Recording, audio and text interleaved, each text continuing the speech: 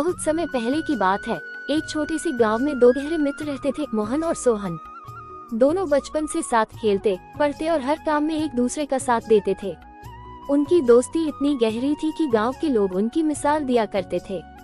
एक दिन गांव में एक व्यापारी आया।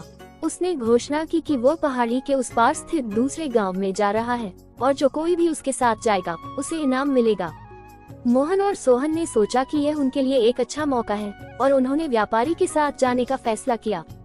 यात्रा आसान नहीं थी। रास्ते में घने जंगल और खतरनाक पहाड़ थे। व्यापारी ने उन दोनों को चेतावनी दी कि यात्रा में एक दूसरे का साथ देना बहुत महत्वपूर्ण होगा। उन्होंने हिम्मत जुटाई और यात्रा शुरू कर दी।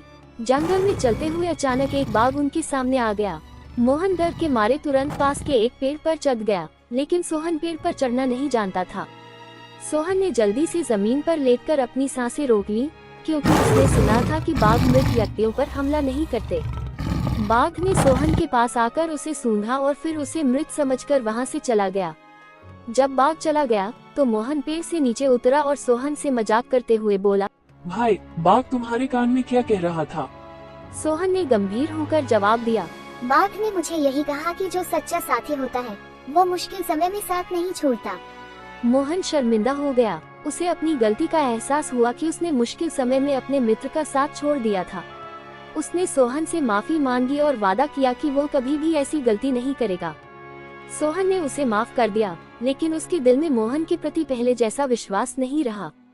उन्होंने यात्रा पूरी की, इनाम भी मिला, पर उनकी दोस्ती पहले जैसी नहीं रही। इस कहानी से हमें ये शिक्षा मिलती है कि सच्चा साथी वही होता है जो कठिनाइयों में भी साथ न छोड़े।